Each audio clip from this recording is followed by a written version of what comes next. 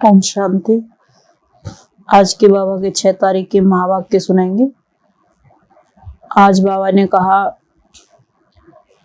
ईश्वरीय याद में बैठने के या ईश्वरीय क्लास में बैठने के बाबा ने कहा कायदे हैं। बाबा ने कहा यहाँ ईश्वरीय क्लास में जो बैठते हैं कायदे अनुसार बैठने के लिए कहा जाता है कि बाबा ने कहा बाबा की याद में बैठना है। ऐसे नहीं कि बाबा की क्लास में बैठे हैं और ध्यान इधर उधर जा रहा है। बाबा ने कहा ऐसे नहीं। अगर ऐसी याद में बैठते हैं तो बाबा ने कहा वो है वायुमंडल को खराब करते हैं। अपना भी योग टूटता है, दूसरों का भी टूटता है। तो बाबा ने कहा अपनी भी अवस्था खराब करते हैं तो दूसरे की भी अवस्था खराब करते हैं। और बाबा ने कहा डिससर्विस भी करने के निमित्त बनते हैं। तो बाबा ने कहा माया क्या करेगी, हिलाएगी, गफलत कराएगी। लेकिन बाबा ने कहा कभी भी ईश्वरीय संग से दूर नहीं होना है। अगर ईश्वरीय संग से दूर होते हैं तो माया अपनी तरफ अपना बनाने की कोशिश करेगी।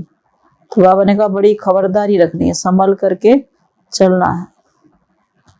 और बाबा ने कहा ये दुनिया में पता चलता है बच्चों की अवस्था क्या है। तो किस चीज से पता चलेगा कि बच्चों की अवस्था क्या है? तो बाबा ने कहा अगर जिन बच्चों की अवस्था अच्छी नहीं है, छोटी छोटी बातों पे रोने लग जाते हैं, अवस्था खराब होती है, तो बाबा ने कहा रोने लग जाते हैं, तो बाबा ने कहा तुम्हें अपनी अवस्था को मजबूत बनाना है। ये दुनिया ही रोगी भोगी दुनिया है, इसीलिए पहले से अभ्यास करना है। विधेयी बनने का अभ्यास करना है, मोहजीत बनने का अभ्यास करना है। और बाबा ने कहा अगर 16 कला संपूर्ण बनना है तो बिल्कुल निर्विकारी बनना है। जितना 5 विकारों का दान करेंगे तो 16 कला संपूर्ण बनेंगे।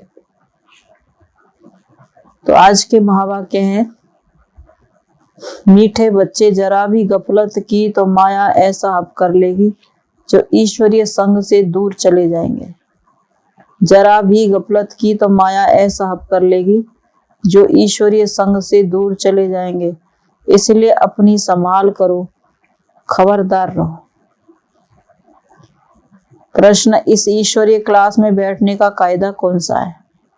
तो बाबा ने कहा उत्तर में इस क्लास में वही बैठ सकता है जिसने बाप को यथार्थ पहचाना है।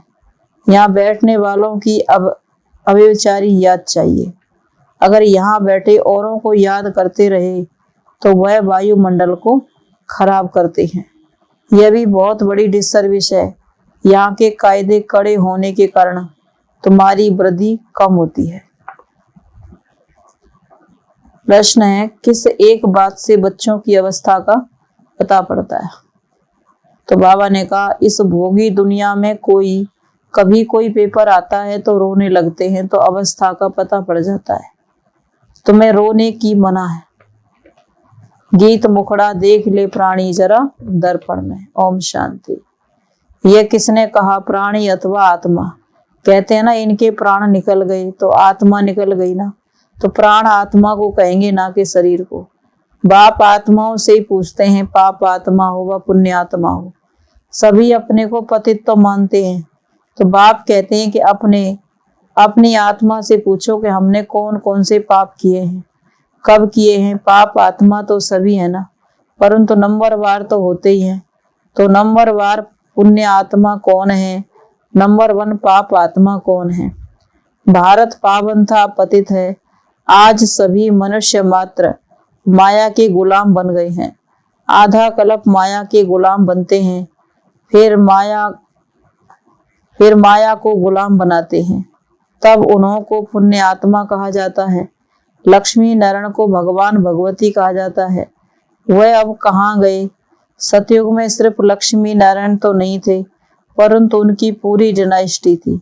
उस समय के भारत को पावन कहा जाता था।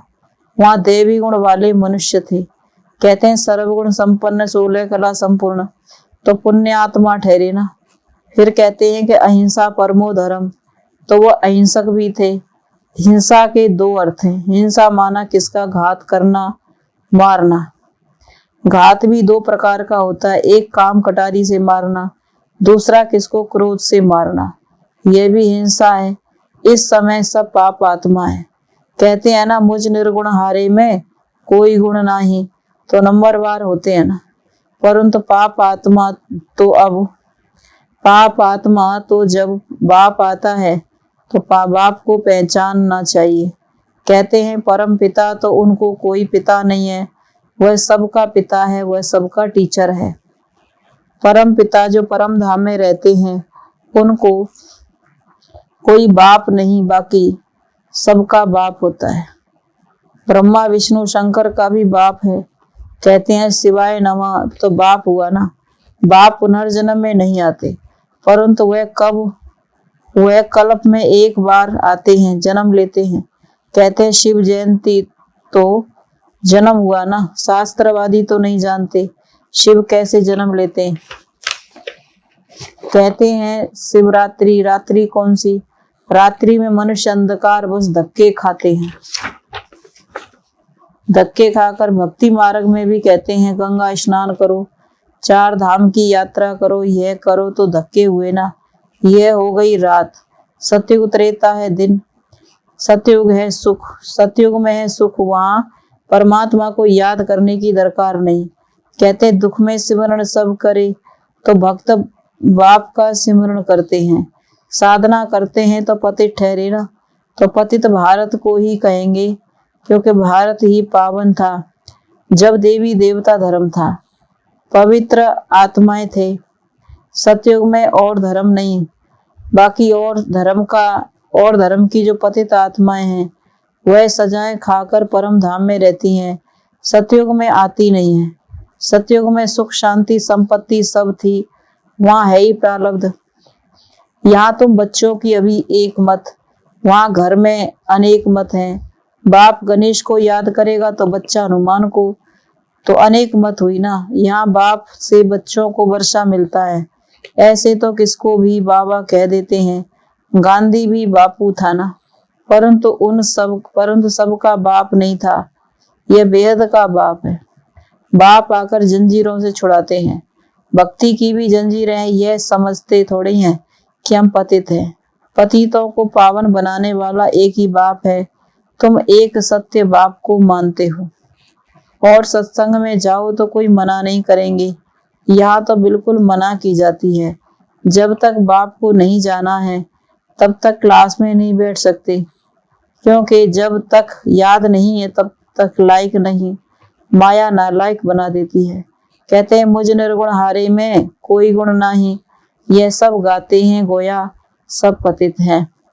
ब्रह्मा विष्णु शंकर को भी गाली देते हैं। उनकी भी जैसी दृष्टि वैसी सृष्टि, उनको बाबा ने कहा जैसी दृष्टि वैसी सृष्टि दिखाई पड़ती है। अगर यहाँ कोई छिपकर भी, बाबा ने कहा अगर यहाँ कोई बैठकर भी औरों को याद करता रहे तो यह व्यभिचारी याद हो गई ना। भले याद पूरी रीति ठहरती नहीं है, क्योंकि माया बुद्धियोग तोड़ देती है। फिर भी बाप तुम्हें बुद्धियोग लगाना सिखलाते हैं। अंत में तुम्हारी याद ठहर जाएगी। तब अंत के लिए गायन है अतीन्द्रिय सुख पूछना हो तो गोप गोपियों से पूछो। यह संस्था इसीलिए वृद्धि को नहीं पाती है, क्योंकि यहाँ के कायदे बड़े कड़े हैं। अव्यभिचारी याद चाहिए। कोई सचखंड का मालिक नहीं बना सकता। तुम सचखंड के मालिक बाप द्वारा बनते हो। अब तो झूठ खंड है, कहते हैं ना, झूठी माया झूठी काया। तो आधा कल्प ऐसे ही चलता है। समझो बाप ज्ञान में आता है तो रचना को भी पावन बनाना पड़े। अगर बच्चे पवित्र नहीं बने तो कपूत ठहरे। घर में अगर एक पवित्र बने दूसरा न बने तो झगड़ा हो पड़ता है। इसीलिए मनुष्यों का हृदय विदीर्ण होता है। यहाँ सुनते हैं तो अच्छा अच्छा कहते हैं, परंतु फिर बाहर गया तो फिर वैसे ही बन पड़ते हैं। समझते हैं सन्यासी तो कहते हैं गृहस्थ व्यवहार में रहते पवित्र हो नहीं सकते, तो हम कैसे पवित्र रह सकेंगे। परंतु यहाँ तो प्रतिज्ञा करनी पड़ती है। बच्चे भी कहते हैं हम पवित्र बनेंगे। आधा कल्प तो हमने पुकारा है सदगति दाता आओ, तो अब वह आए हैं तो हम उनकी मानेंगे या भला किसी दूसरे की मानेंगे। बाप कहते हैं अगर नहीं मानेंगे तो सतयुग में कैसे चल सकेंगे।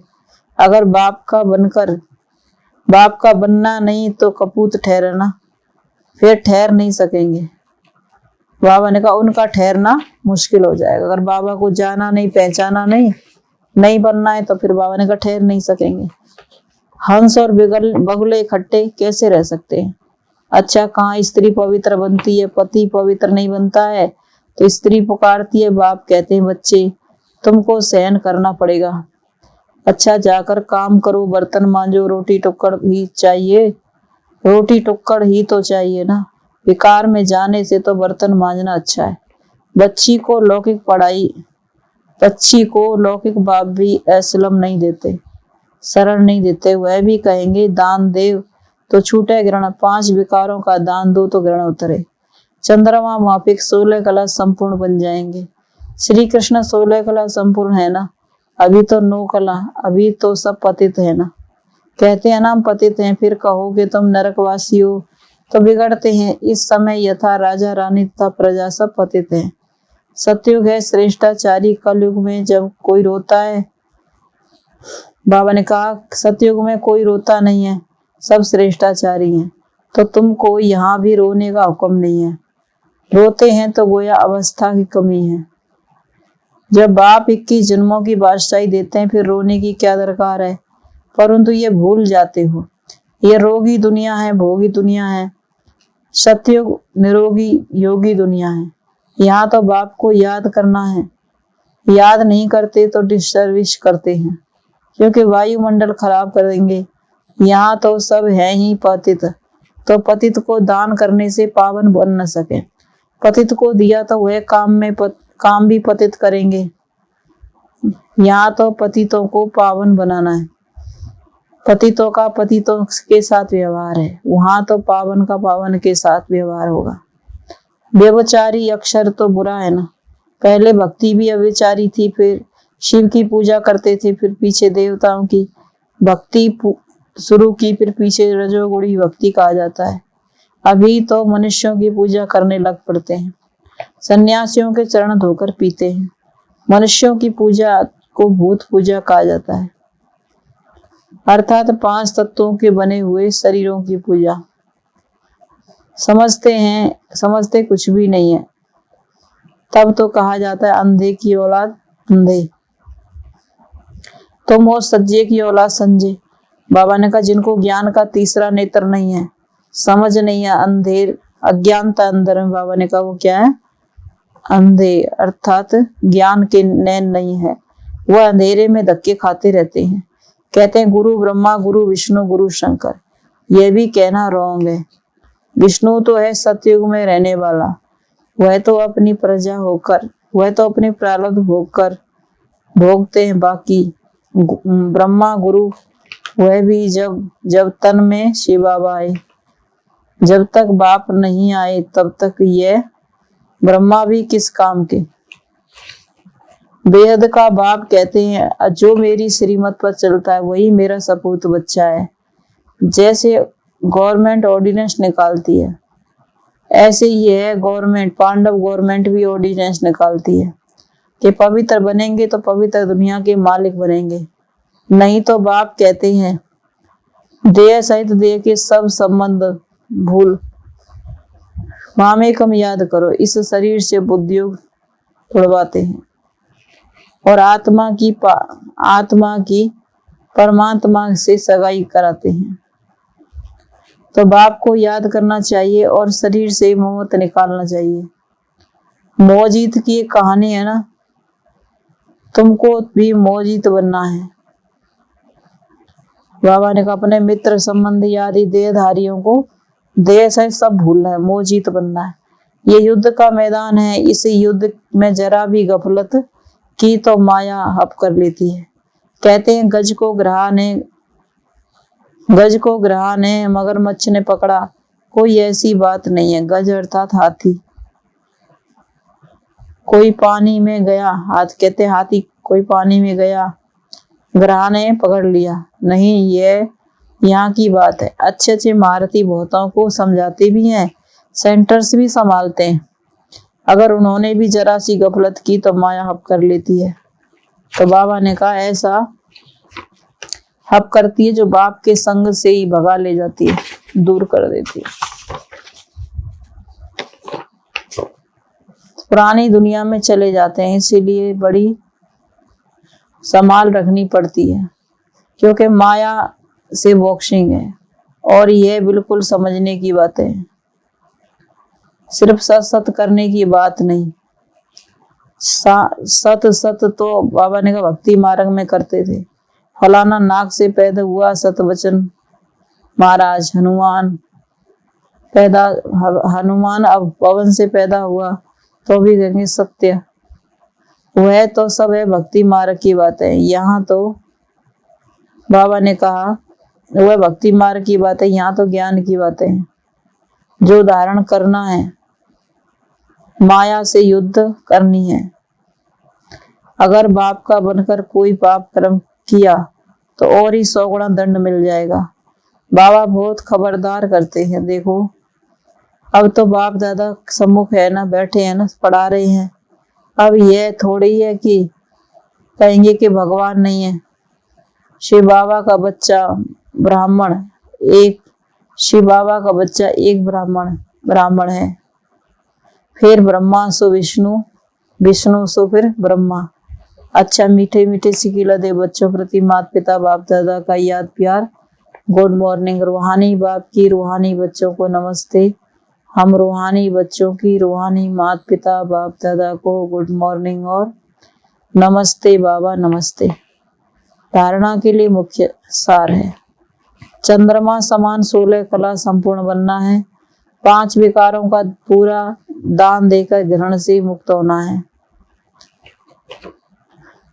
दूसरी पॉइंट है बाप का फरमान, बाप का बनकर कोई पाप कर्म नहीं करना है। शरीर से ममत्व निकाल देना है। राजा मोहजीत बन जाना है। अपनी दृष्टि वरदान है, अपनी दृष्टि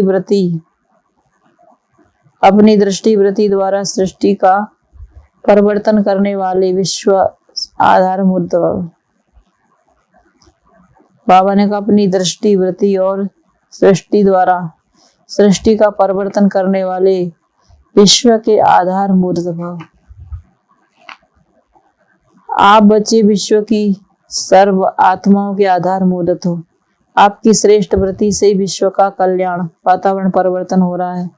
आपकी पवित्र दृष्टि से विश्व की आत्माएं और प्रकृति दोनों पवित्र बन रही हैं। बाकी बाबा ने कहा दृष्टि सृष्टि बदल जाती है। यही आपके कर्मों, बाबा ने कहा सृष्टि बदल रही है, यही आप कर्मों का श्रेष्ठ कर्मों की, बाबा ने कहा ग्रहचारियां श्रेष्ठ कर्मों की श्रेष्ठाचारियां।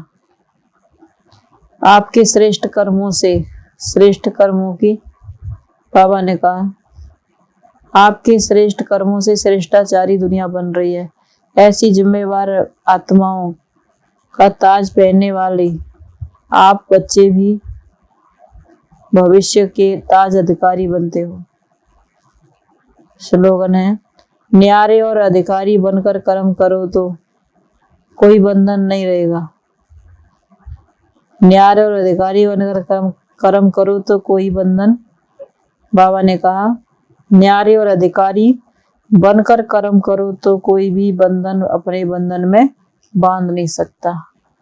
तो आज की मुरली का सार था, बाबा ने कहा इस माया के संग से बचने के लिए, गफलत से बचने के लिए बाप का ही संग करना है। और माया किन बच्चों को बाबा ने कहा आप कर लेती है, जो बाप से दूर होते हैं। तो क्लास में बैठने का कायदा बाबा ने बताया कि कैसे होता है। हाँ, बाबा ने कहा अगर आगे पीछे करें तो सोचेंगे हमें क्यों बैठाते हैं, लेकिन बाबा ने कहा ऐसे बैठो जाके पास में से कोई निकल भी जाए और पता भी ना चले। ओम शांति।